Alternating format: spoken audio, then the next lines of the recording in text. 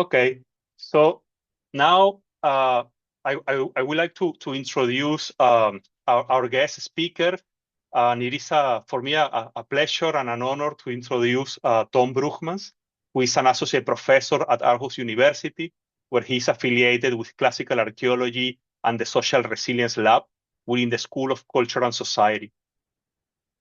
His work sits at the intersection of archaeology, digital humanities, computational modeling, network science, and the study of long-term social and economic processes.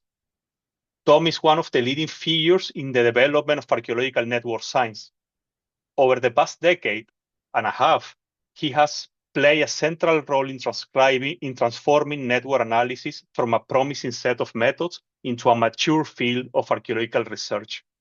His work has not only introduced archaeologists to formal network approaches, but has also pushed the field to think more critically about uncertainty, data quality, modeling assumptions, and interpretative limits of computational methods. Among his major achievements are the Sapere Aude Research Leader Grant for the Minerva project on the Roman economy, the PASS Social Network project funded by the Carlsberg Foundation, and the Cambridge University Press volume Network Science in Archaeology that has been co-authored with Matt Peoples, which has become a key reference for both students and researchers, and is the book that will serve as the basis for the practical part of this activity. Tom's influence extends, in our opinion, beyond his publications. He has helped build tools, dataset, tutorials, and communities that have shaped the development of computational archaeology internationally. Even more, Tom is an excellent colleague, is an excellent boss. I can testify that, and it's an example of how academia can be a very human, healthy, and balanced environment. So again, for me, it's a pleasure to introduce you to Tom Brughmans. And from now on, Tom, the screen is yours, not the floor. Thank you. Thank you so much, Eduardo. Thank you all for this invitation. Thanks for the kind introduction. Eduardo's right. I've been doing network science in archaeology for 15 years or something, and things have changed a lot. Network science totally wasn't a thing in archaeology in the early 2000s, and now it's kind of a bit of a subdiscipline in our field. It's like one of the tools in our toolboxes in archaeology.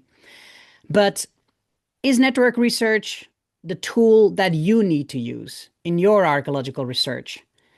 The best way to evaluate this is to stay in this session. Listen to me for 30 minutes. Ask questions. If you're still not turned off, stay for another hour. Do the practical. Try it for yourself.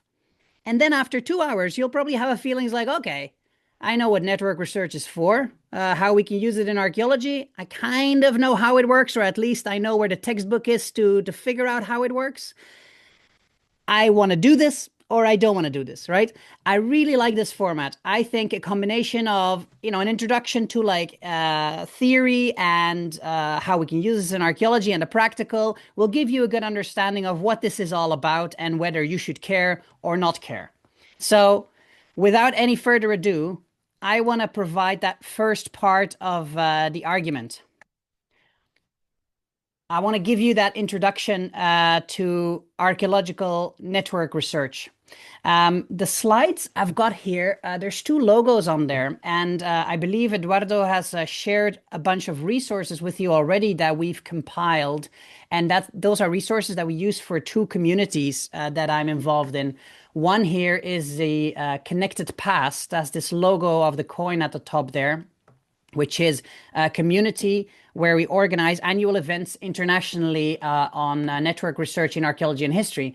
And the second one is the Barcelona Past Network Summer School. This is an annual summer school we organize in Barcelona.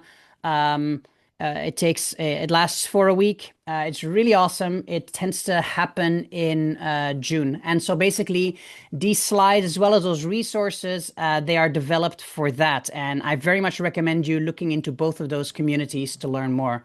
But I'll tell you a little bit more about those resources a little bit later. So the things I want to talk to you about is what is past network research and do we really need it? Why is this a thing in the study of the human past? And then I'll give you an introduction to the kind of relational phenomena that we can study as archaeologists using network research. I'll give you tons of examples.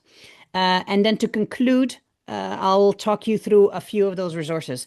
And I do hope that perhaps some of the examples speak to you more and perhaps align a little bit more with your own specialism in archaeology. If not, there's tons of resources where you can find other kinds of examples. But first of all, do we need this at all? Past networks research, what we tend to do with it is we take well, we can work from kind of like two angles. What we tend to do a lot as archaeologists is start with our sources. We excavate sites, we excavate objects, I use textual sources in combination with material sources sometimes, but we're not interested in those sources for their own sake. Instead, we're interested in understanding what can these sources tell us about past human behavior. What can they tell us about people who perhaps knew each other or people that were related to each other in family relationships or friendship relationships?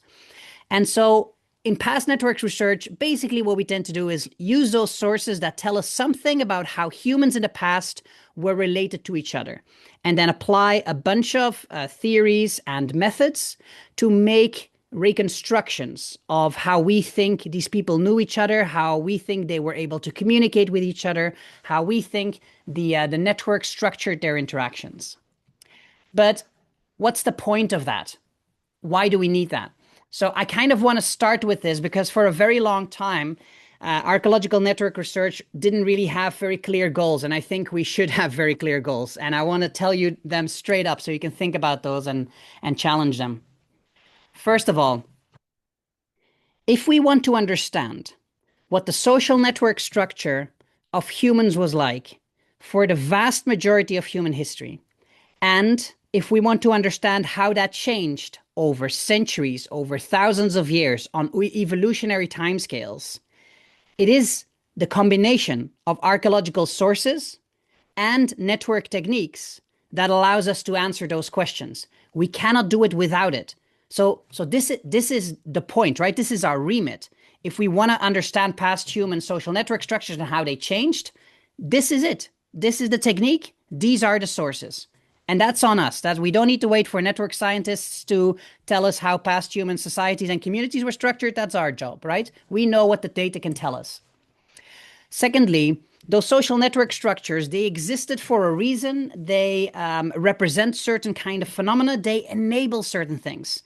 Very often, a social relationship is a medium for the flow of different things. For example, people who are in close physical proximity could transmit disease to each other. Or if you are in touch with someone, there's a higher probability that you share information with people. You can also convince people of strongly held beliefs like religious ideas. You could transmit technological knowledge. So all of these kind of phenomena, these are the kind of things that we study as archaeologists, right? They're phenomena that we are interested in understanding in the past. And for many of them, a network between humans or networks between communities are structure the way in which these phenomena flow, how people get influenced by these kind of things. So we need to study the structure of human social networks in order to also understand these transmission phenomena. And thirdly, we know in the present day that human social networks matter. The way in which humans in the present day are connected to each other structures what we believe. It structures how we vote. It structures decisions we make in the real world context. Now, honestly, the technological context of the present day is completely uncomparable to the past, of course. But how uncomparable? Like, to what extent has the way in which humans communicate with each other changed? To what extent has the structure of human communication changed? What is the implication of that changing structure over the last thousands of years? What does this mean for our long-term projections into the future of how a human interaction potential structures the spreading of infectious disease, the spread of information, the spread of misinformation, political polarization? If we want to kind of understand on the long term how human social networks change, we need to make those past network reconstructions. Archaeology is necessary to understand the future of our species and where its interaction potential can go and what the implications are of it. So, if you want to know the point of past social network research, according to me, this is it. If you are inspired by that, then stay in the room. We're going to talk a lot about these kind of things. So what we tend to do as archaeologists is study past phenomena. So we're interested in humans who behaved in the past and how that behavior changed. And in relational archaeology, in network research in archaeology, we focus on relational phenomena, so relationships that existed in the past. And we do that in many different ways. Archaeologists are interested in everything in the past, right? Like we're interested in people, objects, places. We're interested in relationships between individual people, relationships between communities, relationships between places, relationships between objects, all types of relationships.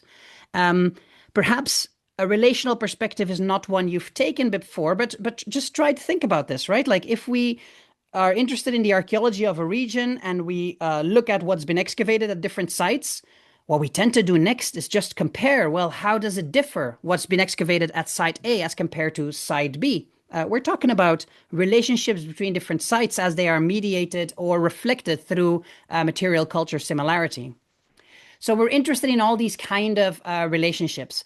And I want to show you this publication here by Floris Kanan and Angus Mull as, I believe, a really creative and interesting approach to highlight that in all the kind of sources we deal with, also textual sources, there's lots of different relationships hidden there, and we can explore all of them. So this is the paper, The Roots of the Columbian Exchange and Entanglement and Network Approach to Early Caribbean Encounter Transactions in the Journal of Island and Coastal Archaeology in 2020. And okay, this is a screenshot of one of the pages. Don't try to read this, okay?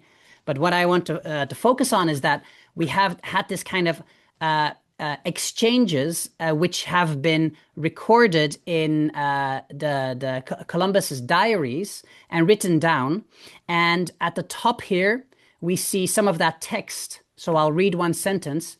I gave red caps and glass beads, which they put on their chests, and many other things of small value, in which they took so much pleasure and became so much our friends that it was a marvel.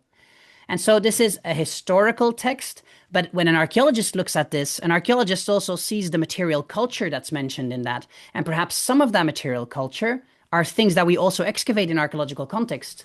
We've got glass beads, we've got parrots, cotton threads, things of small value, javelins.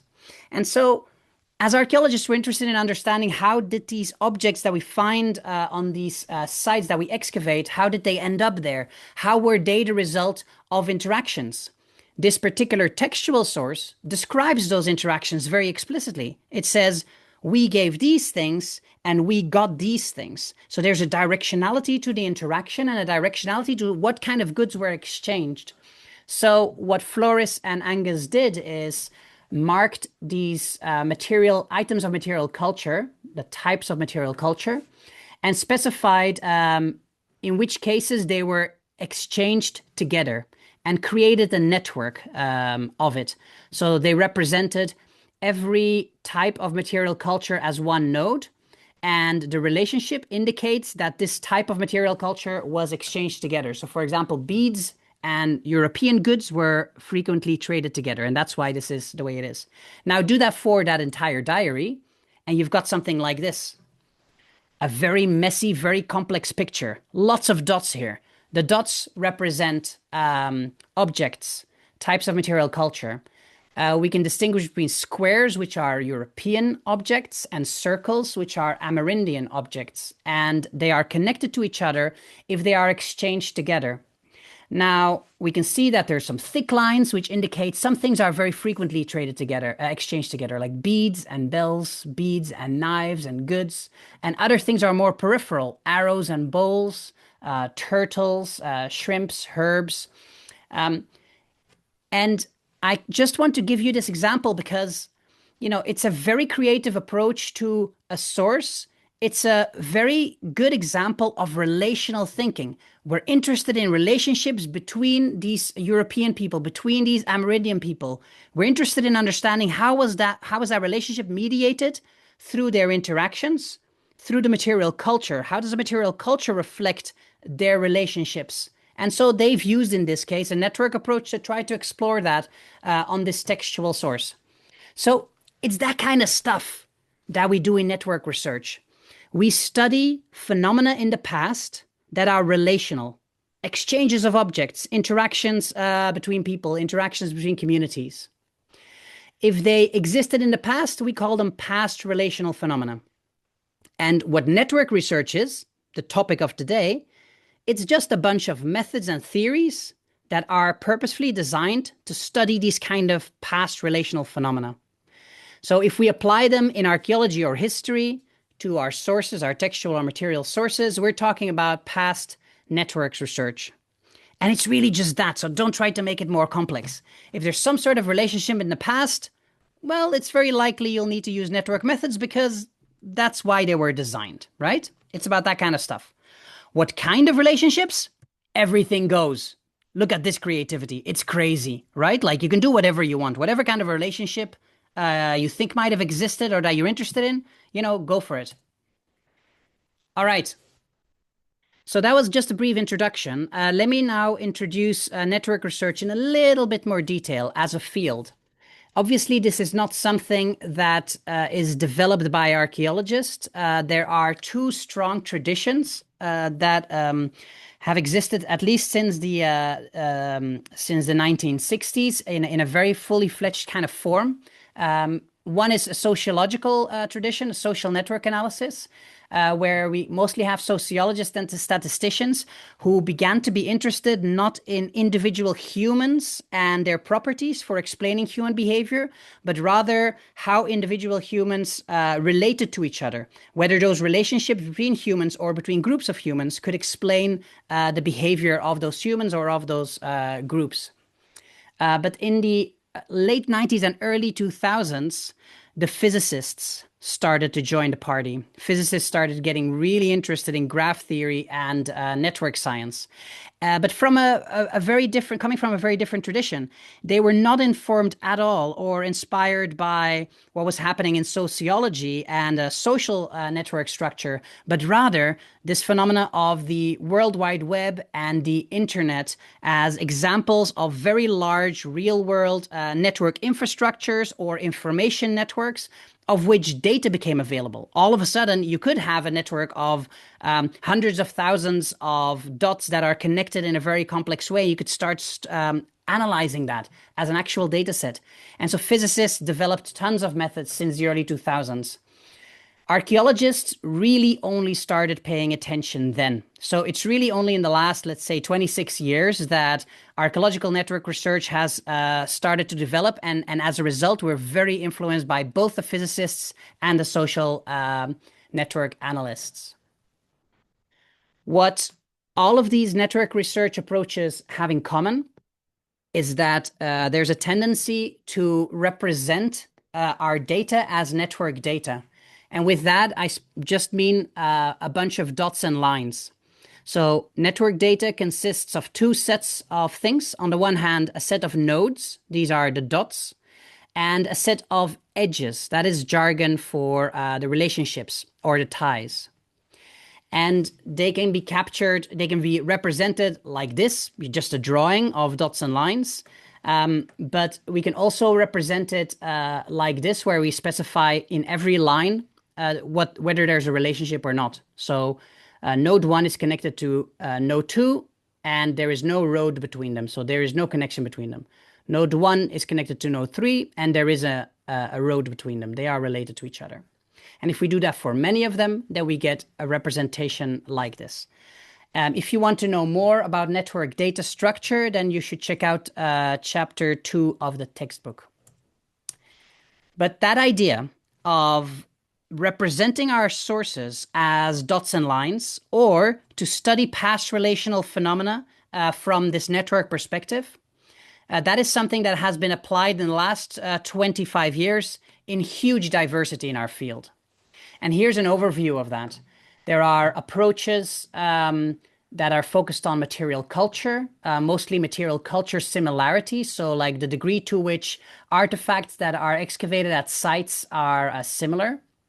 And there are approaches that are more spatial, focused on movement, such as road networks or hydrological networks, spatial proximity networks, visibility, food webs, co-authorship, museology, textual sources. Basically, whatever kind of relationship you could imagine in the past, there's probably a published example of it. I don't pretend to know what you care about or what your specialism is in archaeology, but I bet there's something relevant out there for you. So what I recommend is that you have a look at chapter 1 and chapter 2 of this book.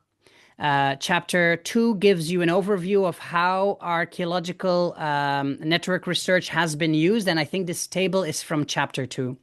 But another thing I can recommend is this Oxford Handbook of Archaeological Network Research. I think we've got about 45 chapters in there. Every chapter represents a different type of application of network research to an archaeological past relational phenomena. So plenty of things for you to explore there, things that are perhaps more interesting to you than the examples that I will showcase. What I also want to point out is that in the document of resources that Eduardo shared, there is a Zotero library, which is an open library. You can join it. You can download the entire thing. You can copy whatever's from there. You can add to it. But it has, I think, about 600 bibliographical references in there. These are all of the applications of network research in archaeology that I'm aware of. And it's a community effort to maintain this. So if you want inspiration, also dig into that. We've done the work for you, you know? It's great stuff. All right. So, yeah, finally, I want to point out this publication, which is an introduction. It's kind of the argument that I'm making in this presentation, but written in Spanish. So perhaps that's of interest. All right. Then, the last 10 minutes, I want to give you lots of different kind of examples. I'm going to show you kind of best case scenario examples, right? And I want to show you very, very diverse ones in the hope that something is of interest.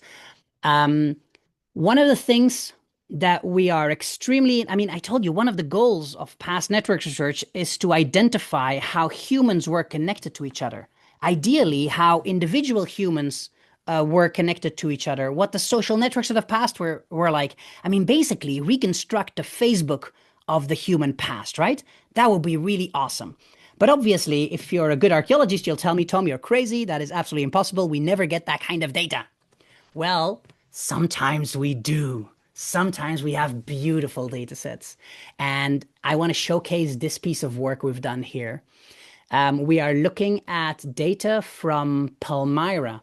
So this is a Nabatean and Roman settlement in the desert of present-day Syria, which was very important as kind of like a desert trade center. And it became very rich. And what people do when they get very rich is to build massive monuments and put their name on it, which is great for archaeologists, right? So you had the people who got rich through trade. They built massive tombs. In this case, we're looking at one of these tombs here, and it's very Indiana Jones style. You know, it's like it's in the desert, and you go down these stairs. This is where you light your torch, and then there's all of these kind of corridors. And in every one of the corridors, there are niches where people's physical remains are deposited. But conveniently, in front of every one of these niches, you have a bust like this, a sculpture. And that statue shows an individual. So all of these sculptures represent individuals who were buried there. And even better, not only is the sculpture unique, so it shows particular features of these people. It shows different types of clothes, different kinds of hand gestures, hairstyles, and jewelry.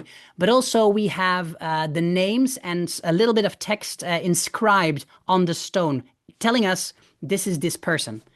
This is absolutely amazing. Now, by combining information from these inscriptions, as well as making some assumptions about the proximity of people in the tombs, we can reconstruct these kind of beautiful social networks that, go back 200 years and span multiple generations, where we see actual individuals who were connected to each other, how they were, how a particular woman was married to a particular person who had a certain number of children, and how they generated certain descendants and these kind of things.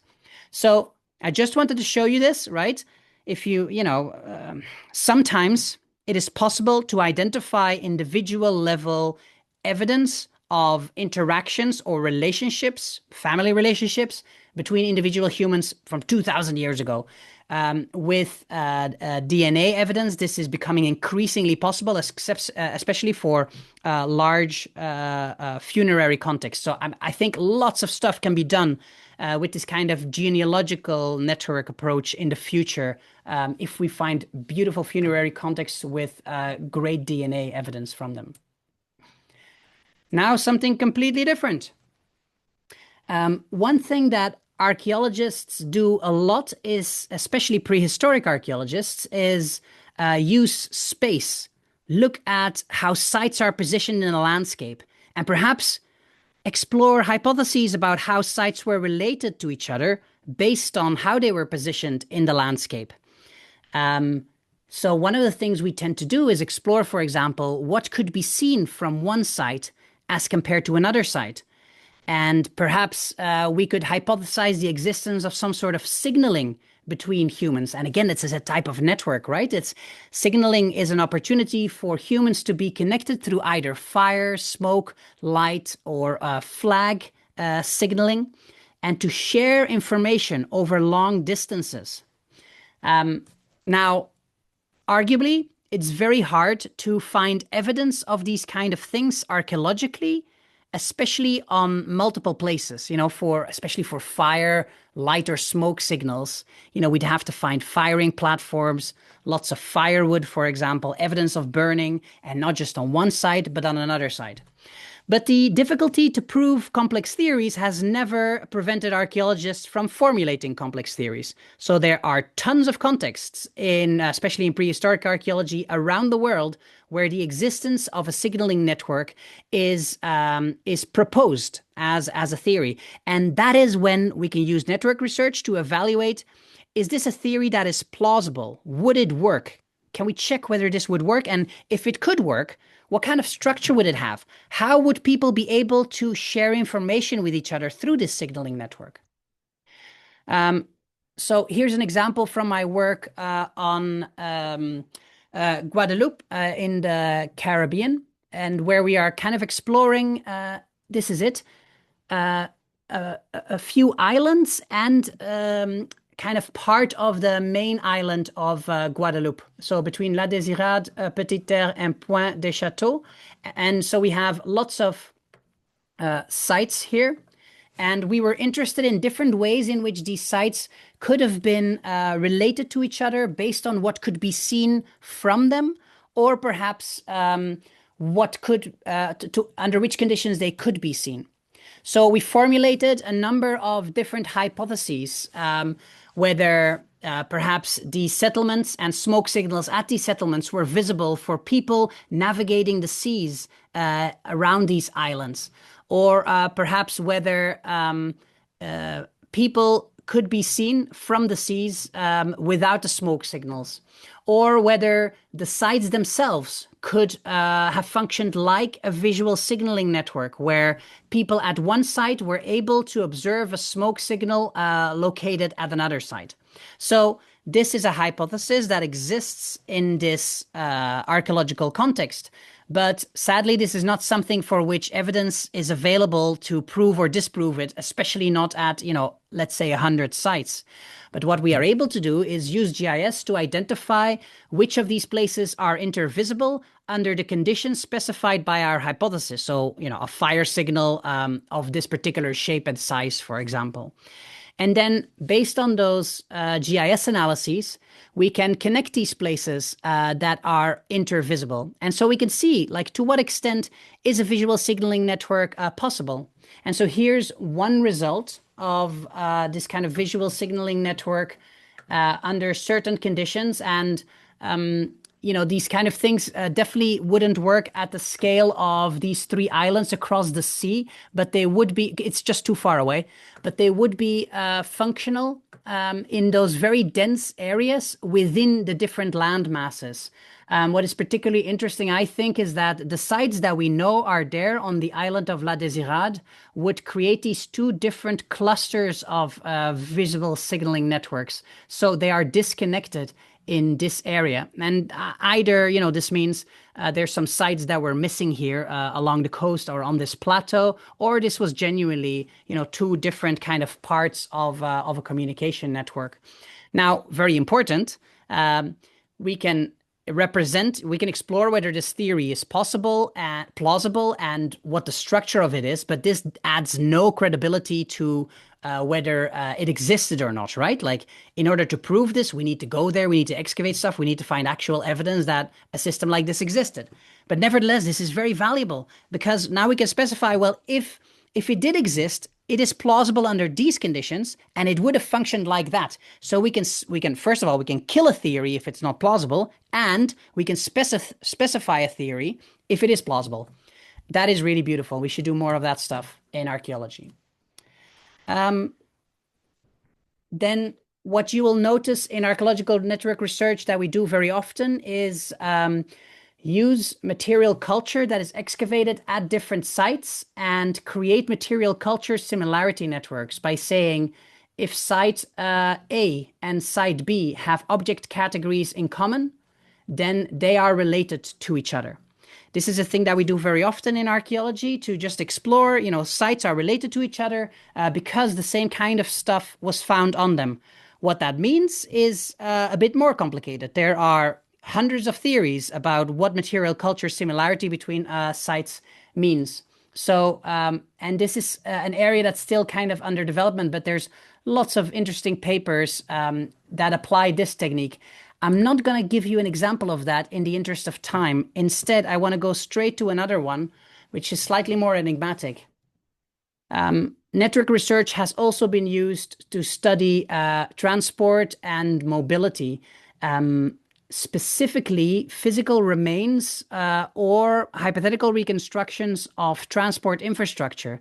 And so here you're looking at our work on creating the first spatially detailed data set of all roads of the Roman Empire.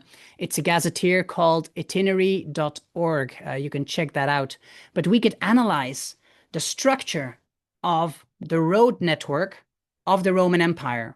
We could explore how this infrastructure layer structured phenomena like the emergence of Christianity and the sharing of these strongly held beliefs, or the adoption of new technological innovations in this foundational period 2,000 years ago, or even how this mass terrestrial migration of Germanic peoples in the 5th century was structured by transport infrastructure.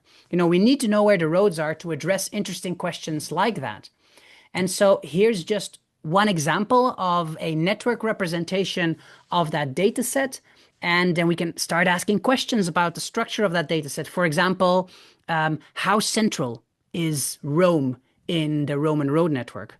We all know that in this case, all roads lead to Rome, but really how many roads and how many do lead to Rome as compared to all other places, right? What we're looking at here, for example, are places with a high number of roads connecting to them. So places that lead to many other places. This is just an example of a question we can ask.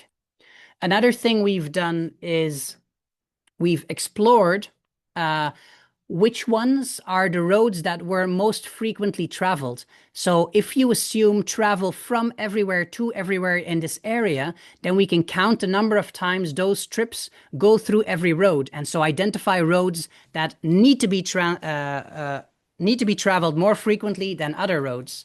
Now, we did that for the entire Roman Empire, and that doesn't make a lot of sense because no one travels overland from Morocco to Spain, which is essentially what that represents. But this is more interesting.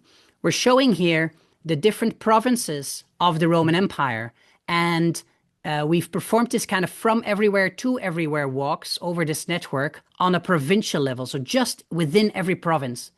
And then you can see that some roads have very thick lines. These are the roads that are more frequently traveled. So on all trips within that province, these roads are most frequently traveled. And then sometimes there's some really interesting results. So for example, for Hispania Tarraconensis, this part of Spain, there is kind of a double axis of major roads that are most frequently traveled. And on the intersection of it is a Roman legionary camp and settlement called Leon.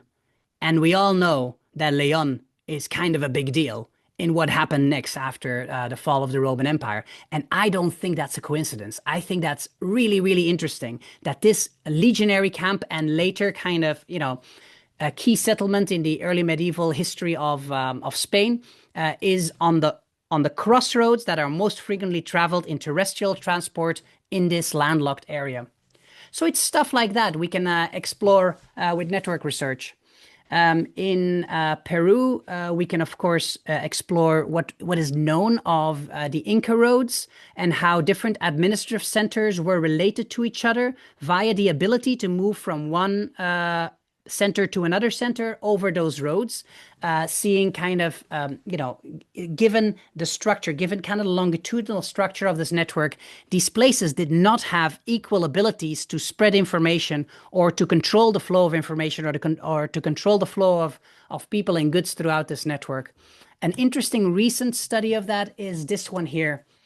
Empires as Social Networks, Roads Connectedness and the Inca Incorporation of Northern Chile, where we don't just have a network analysis of the roads, but they kind of compare the structural position of administrative centers on the Inca roads with ceramics that were found at them.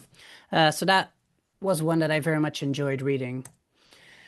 And then the final example, because, some of us are perhaps historical archaeologists who have an embarrassment of beautiful sources available to us. And one source that historians use a lot in network research is letters, correspondence.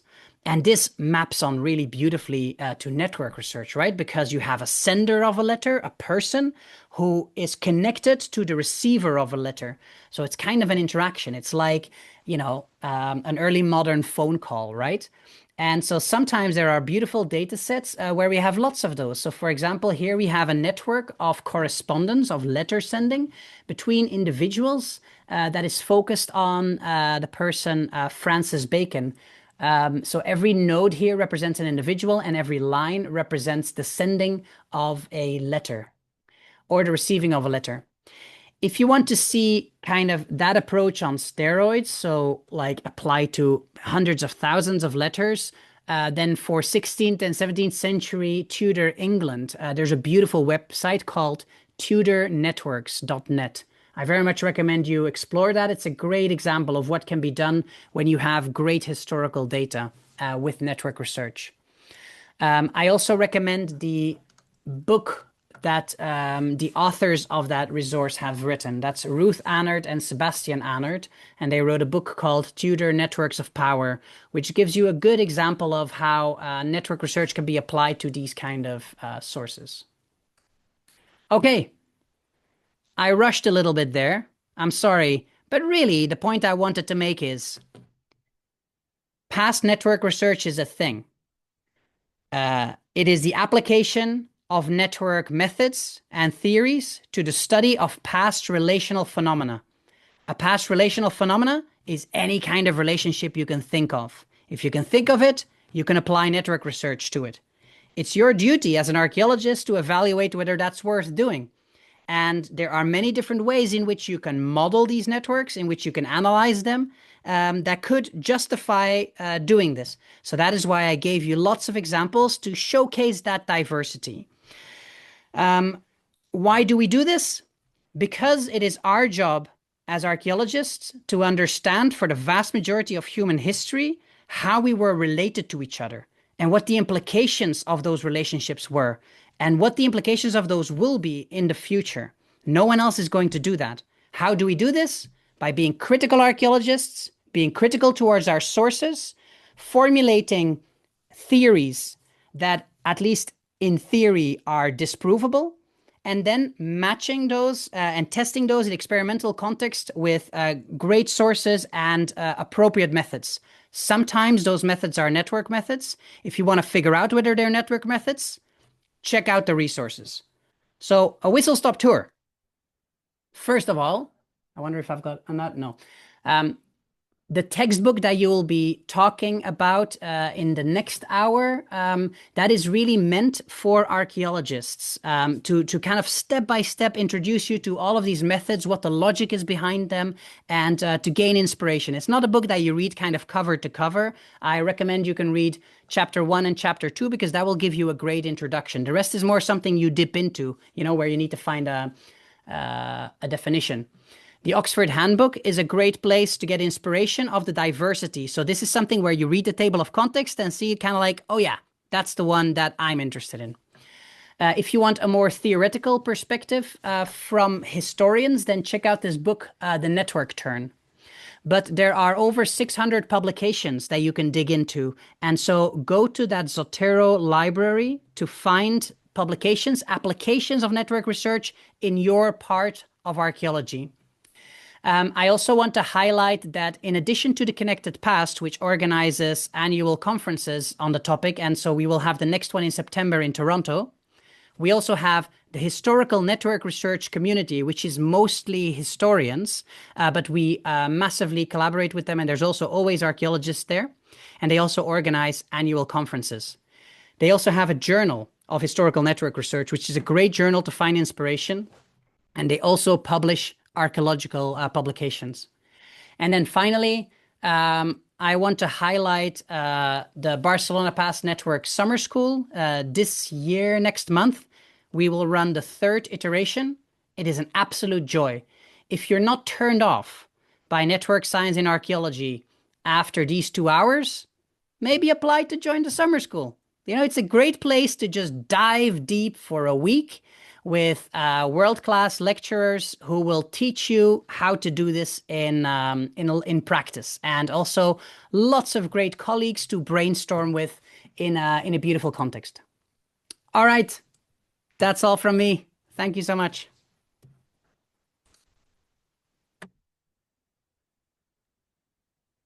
Thank you very much, Tom, for this very interesting overview of networks in archaeology. It was very enlightening, and I'm sure that people will have some questions. So if somebody would like to ask a question, either in Spanish or in English, if it is in Spanish, you can write it on the chat, or just say it and we can translate, or if it is in English, better.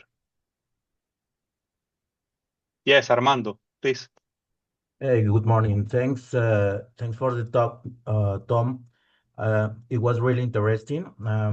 I think we met in Southampton and maybe 10 years ago, because sorry, I have problems with my computer.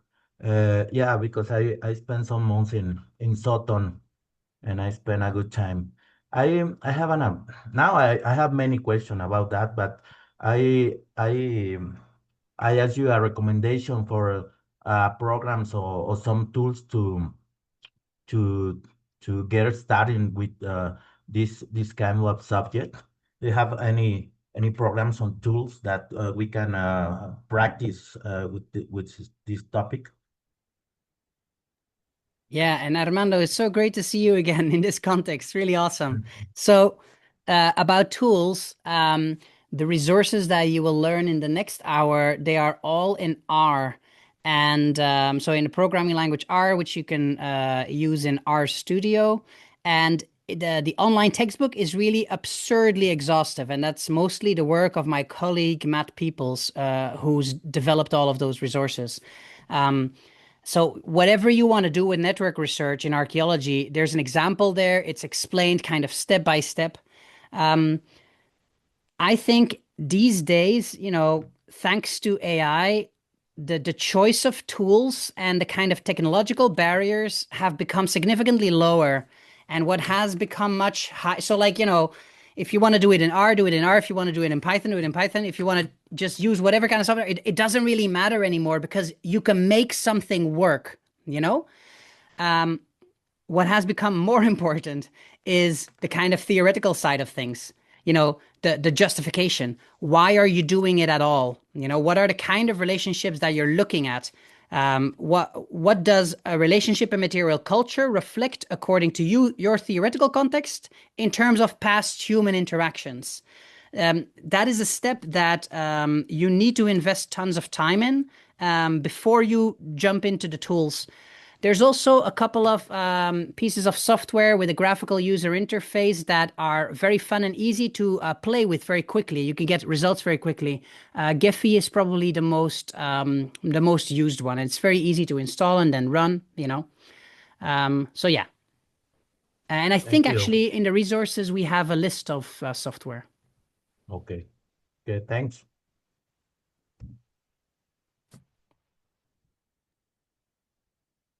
There any other questions for Tom?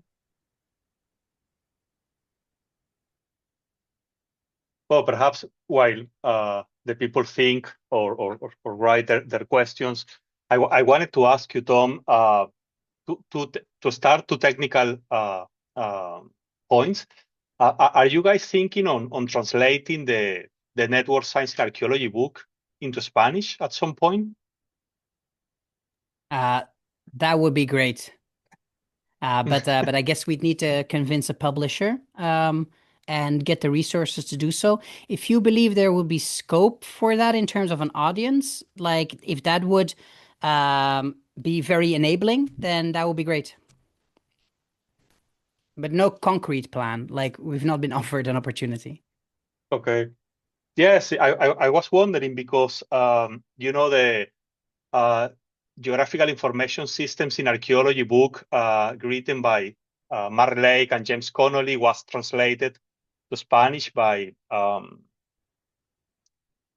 I forgot the name of the editorial house, but it's a Spanish editorial house several years ago, of course. So then I was thinking, or also then the other related question to that is that is it possible to find the book online? So is it open access, or will it be eventually open access?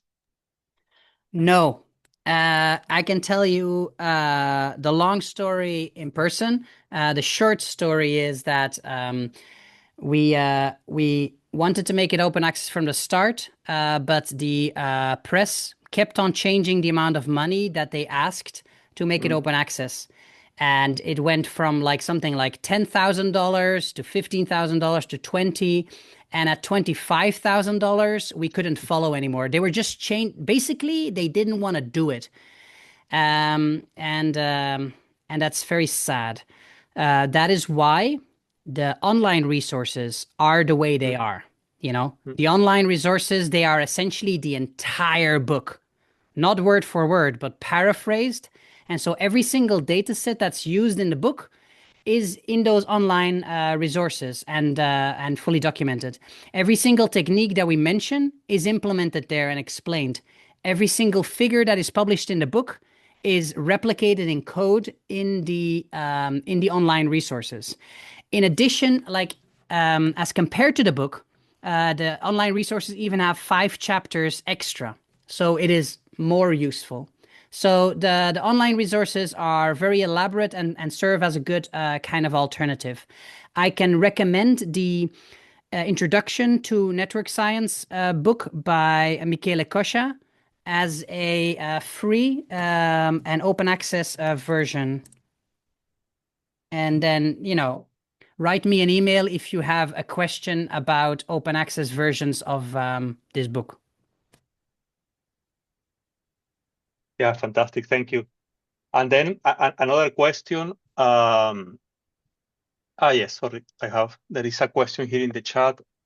It says by Mario, thank you very much, Tom, for your really interesting talk. I have one question. Is it possible to implement multivariate analysis in social network analysis? PD, the idea of having a book in Spanish about this topic will be really great. Okay. Yeah, like I think the Spanish version of the book would be a cool thing for us to explore. So now you're giving me lots of inspiration to do that. So I will definitely do that. This was kind of the reason why I published an introduction, which I thought an introduction to archaeological networks was more urgent, which I published in Spanish. One's coming out in Portuguese, and we also have one in Catalan that was published last year. But a textbook would be better. Multivariate. So in our textbook, there's nothing kind of no multivariate analyses, but there's nothing preventing that. I can think of a good reference though. So perhaps that'll take some Googling. I can't really answer that at the moment, but in our book, there's nothing related to that. Thank you. There is another question by Carolina. Hello, thank you for your talk. It was really amazing. I have the doubt of how to apply network analysis when you don't know exactly from where to start. I mean, if you don't know which exact characteristics of your archaeological record, in my case, Islamic tombs and mosques, to choose to be variables of a network analysis or are susceptible of analysis through this methodology. I would love to start applying this type of analysis to my research, but I don't really know how to start. Thank you very much. Thank you, Carolina, for that question. I mean, this is honestly, it is very difficult to get your head around really how does this work for me? You know, like I understand what network research is, but really, how can I use this? How can I evaluate whether this is useful? I recommend two approaches, and one is more important, but perhaps less satisfying than the other. What eventually, the approach you eventually should take is start with archaeological theory. So you are studying a particular archaeological research context, a particular past phenomenon with certain kind of sources. Where are the relationships in those past phenomena? So, you know, you're talking about Islamic tombs and mosques, for example. What is the phenomena you're interested in there? Is it how there were communities in the past that shared beliefs, or how perhaps the tombs reflect interactions between people, or how the tombs could reflect the different kind of communities in this context? So think about like, what are the relationships in the phenomena that I'm trying to understand? If there are no relationships, then maybe network research is not the thing to do. And then you kind of need to think like, well, how does my material culture reflect those relationships? So how is the material culture a proxy evidence for the relationships that I'm trying to understand? You know, what's the archaeological thinking process that takes you from your material culture to the past relationships? If you answer those kind of questions, you will be able to better identify kind of what is the experiment with network research that is really worth doing. You know, what are the nodes in that case? What are the relationships? What is the experimental context that allows me to model those nodes and relationships and then test it against the archaeological data? That is what good publishable network science should be, but that is very hard, and that won't provide you with an answer to like, how do I do this in my case, you know, practically. So therefore, I recommend you also start with a second thing, and that is just do a tutorial, just try it out. Open that online resource, download a data set, and make it work. You know, do some analyses, visualize it in different ways, throw that away, open a different kind of data set and play with it, so that you get this kind of like practice in your fingers, and it'll help you think through, okay, well, what does this node mean? What does this relational configuration mean? And through that practice, you will get inspiration for your own kind of research design. But eventually, there'll need to be a point where you say as an archaeologist, here's my theory about particular past relationships, and here's how I think they are reflected in material culture, and here's an experiment that uses network science.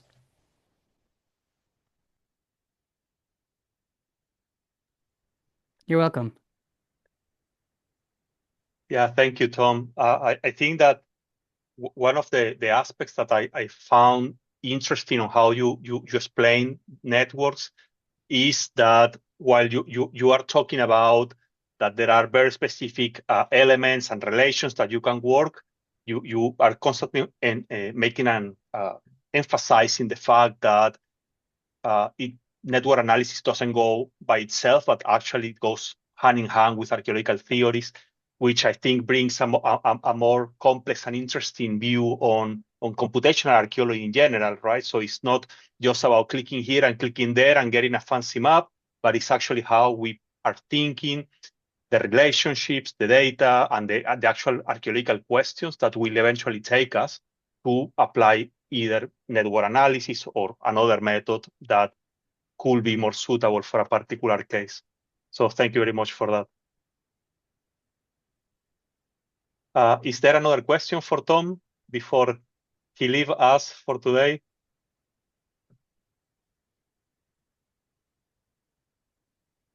Okay, then we will let you go, Tom. We know you are always very busy. So thank you very much for your time. Thank you very much for your talk. And of course, Tom's information is available online on the Aarhus University website. So if anybody wants to contact him directly, yeah, his information is public, work information. And enjoy today's workshop, enjoy the resources, and I look forward to seeing you in Chile, where for sure I will teach an in-person workshop on network science and archaeology if the committee accepts it. That would be great. Yeah, probably they will accept it. Thank you very much, Tom. All right. Bye-bye. Take care. Bye. Okay, guys, so I will stop the recording here because